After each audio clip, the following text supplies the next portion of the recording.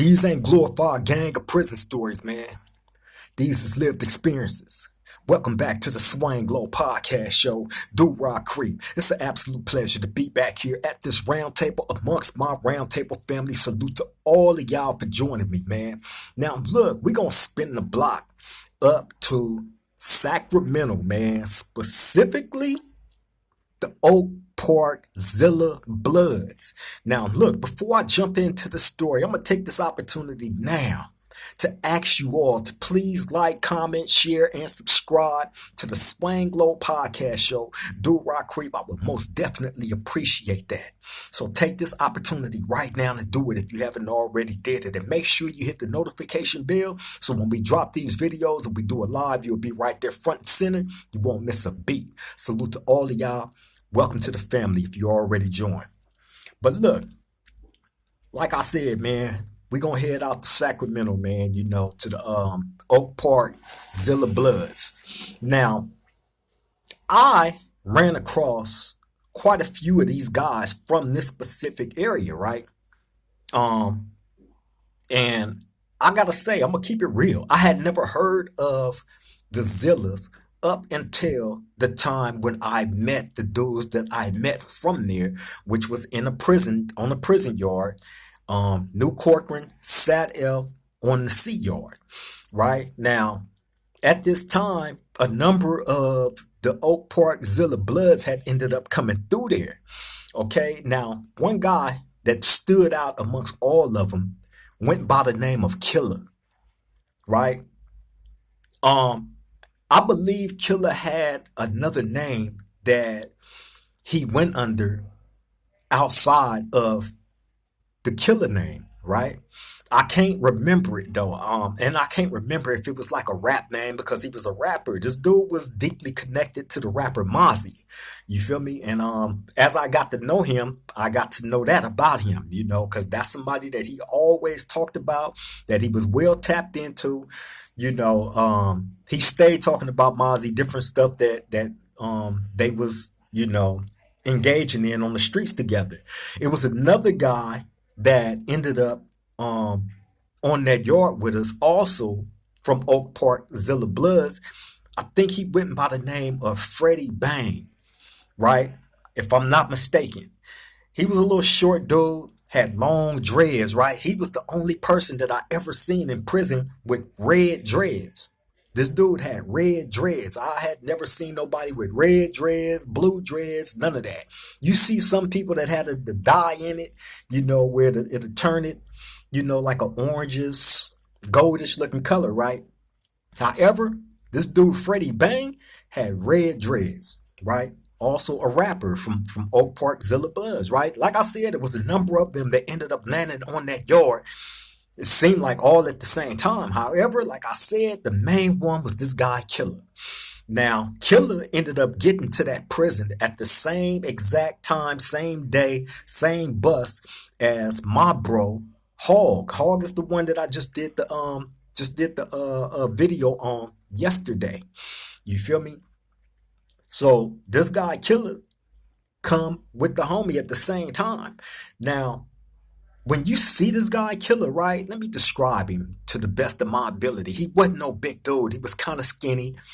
Well, he was skinny, not that tall, probably a good 5'9", 5'8", right?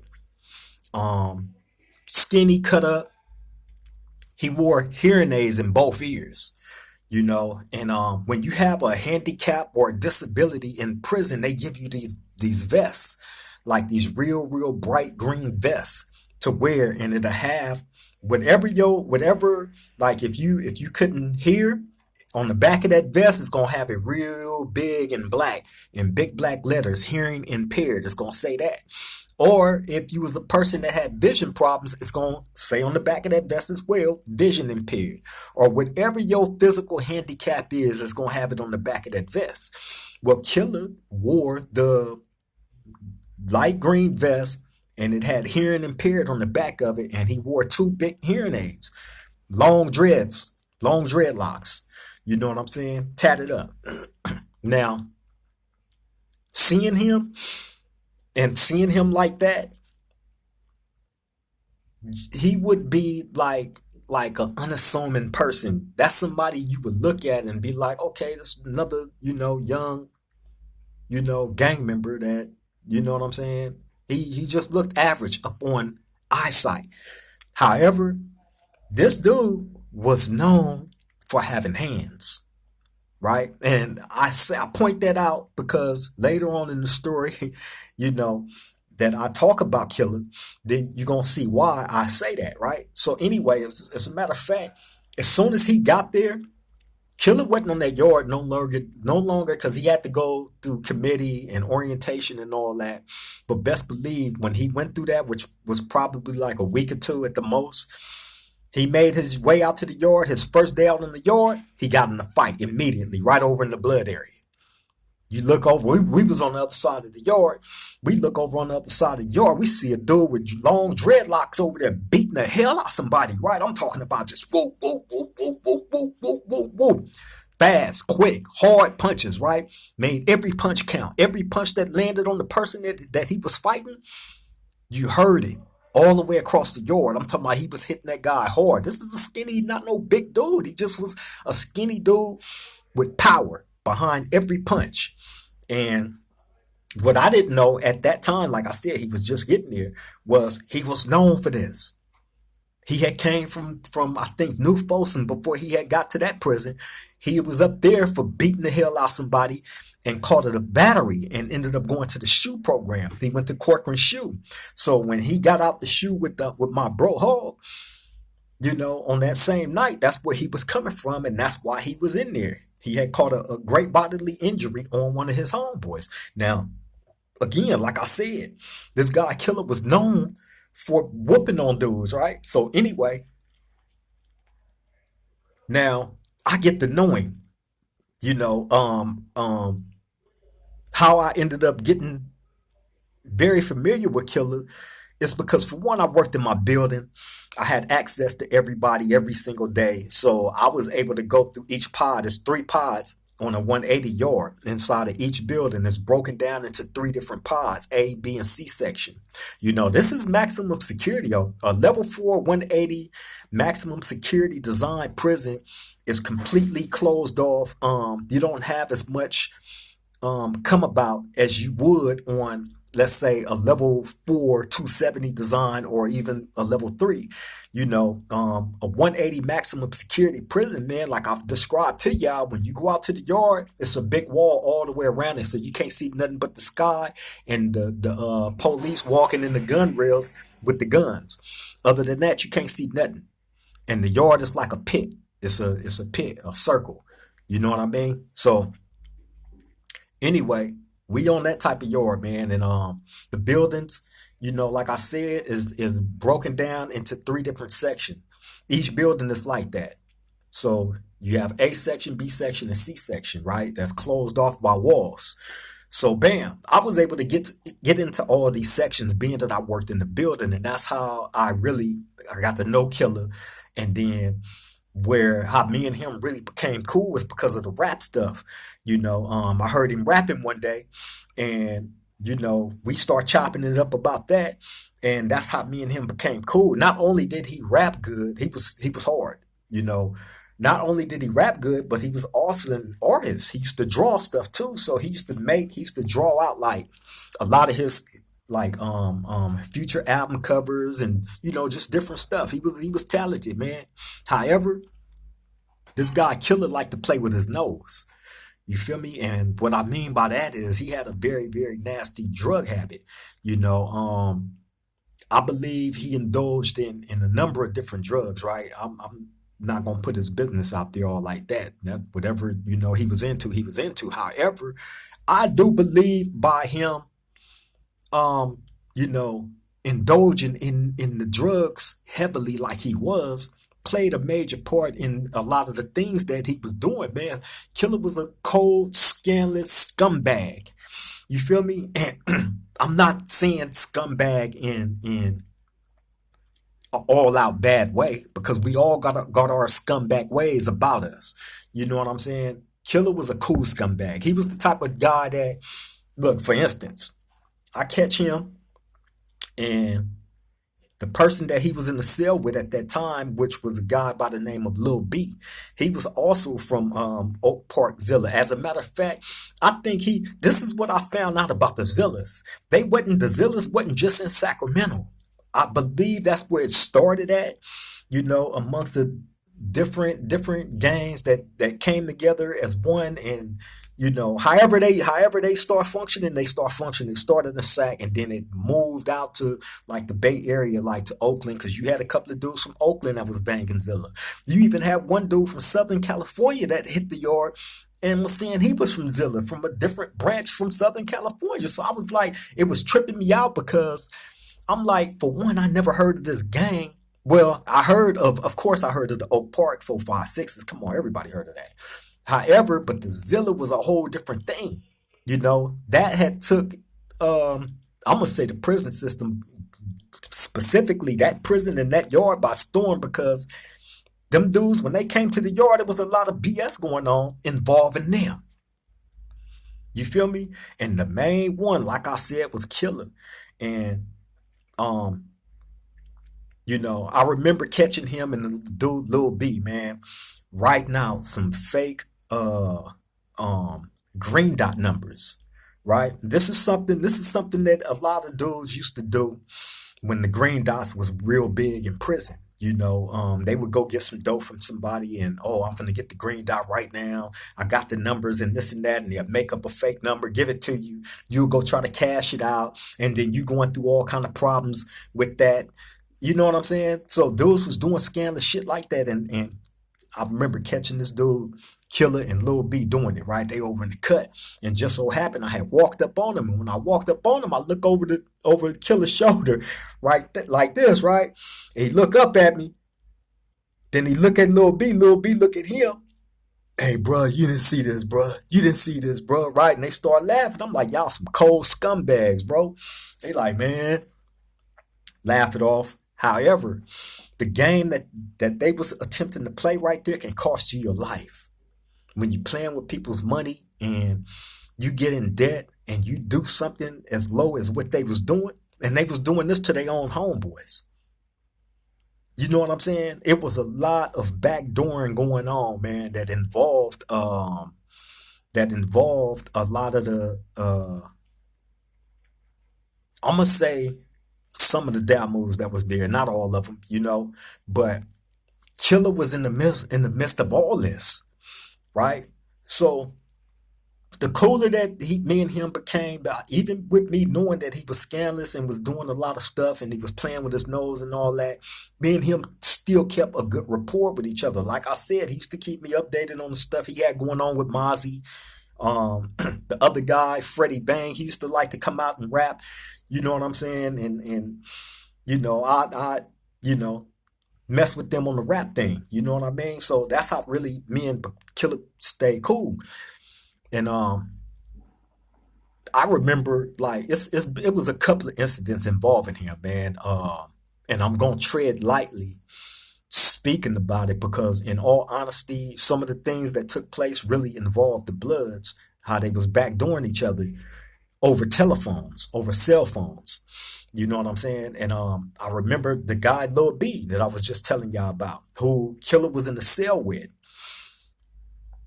Um, I don't know what specifically took place between him and Killer, although I know Killer was messing with Lil B's mama.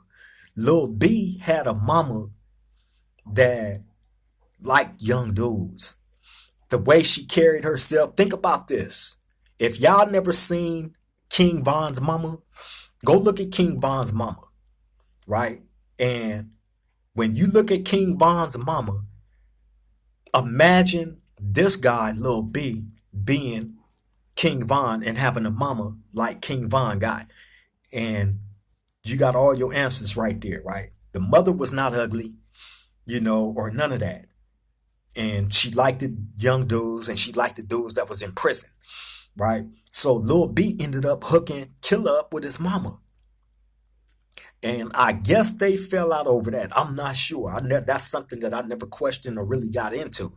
However, I do remember the guy Lil B trying to get out that cell with Killer. Now, this is after some time had went by of them doing all the scandalous stuff, doing all the dope together and all that, right? Some time had went by. And then either Killer beat him up in the cell or was in there pressing him or something, right? But Lil B was trying to get out that cell with him bad, right? I'm talking about he was so hard pressed about this man being around him that he went behind everybody back and paid a crip and paid an associate of the Zillas, Sacramento, right? I don't even know if he was technically from Zilla, but I know he functioned with these guys, right? This dude, Lil B, paid him, and I'm not gonna say where this crip was from, right? Scumbags, man, scumbags. But this fool paid these dudes to run in the cell and jump Killer, and they did it, right? So it wasn't no terrible damage done to Killer, nothing like that after they did what they did, but it came out that Lil B was the one that paid them to do it. Although they went in there in the cell and did what they did with Killer, he wasn't messed up or none of that. He was actually coming out talking about how he beat both of these guys up. Now, I didn't see the fight. They was inside the cell. You feel me? And Marcelli was over there. He was getting ready to go run and get in it until he seen that it was an actual 2-on-1. And then that messed his mind up because one's a Crip, one is associate of the Bloods. So he was like, what the, So anyway, come to find out, Lil B paid them to do that, right? So bam, Killer get on him. Now Lil B is anxious as hell to get out that cell. So he wait for Killer to leave one day. Out to medical, Killer went somewhere. But he definitely left the cell. And as soon as he left that cell, I remember this day of him, Lil B, calling me, asking me to holler at the police to see if his bed move had went through. And I remember it like being controversy behind that. However, they did put the bed move in. Right? So he ended up moving in the cell with one of the PDLs, Lil B, right? From Zilla. So bam, I think he did that as a strategic move because the PDLs was deep as fuck in that building. You know what I'm saying? Damn near all of them was in that one building in the C section. You know what I mean? And I think he did that thinking, okay, Killer, he might trip, but he ain't gonna trip that hard because if he do, I'm under protection of these dudes. You know what I'm saying? And I remember he had sent his phone over to after the move and had went through and all that, right? Killer felt how he felt, it was whatever. But what Lil B messed up at was thinking that it was gonna be cool and fine and dandy after he did that secret bed move, right? And he messed up and sent Killer his phone. He sent that phone over there, and I remember Lil B calling me to the cell and asking me to go pick it up from Killer, right? I'm like, all right. I go over there, Killer like, man, fuck that nigga. He ain't getting shit. Tell him just like that. Right? I'm like, for real, bro? He's like, man, tell him just like that. On Zilla Bloods, tell him just like that. I'm like, all right. On Oak Park. I'm like, all right. Bam. I go over there and tell him. So Lil B like, he said, what? He's like, no, you playing, bro. He like, hold up, let me write him a card. I said, look, I'm not finna keep running back and forth, bro. Whatever y'all got going on, y'all gonna have to take care of that on y'all own time. I done went and said this. Y'all sending me back and forth. I'm not finna get in the middle of what y'all got going on. Just one more time, bro. Just one more time. All right, go ahead. Write what you gonna write, man. I'm gonna take that and then that's it, right? And that's exactly what I did. He wrote what he wrote. Killer read it, tore it up, flushed it in the trash. That nigga was like, fuck blood. Just like that, right? So bam. I'm like, all right, I'm gone. I left, right?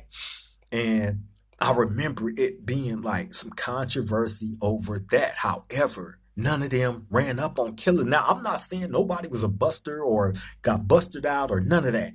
But what I know was an actual fact is they was very, very cautious on running up on Killer because they knew he had hands.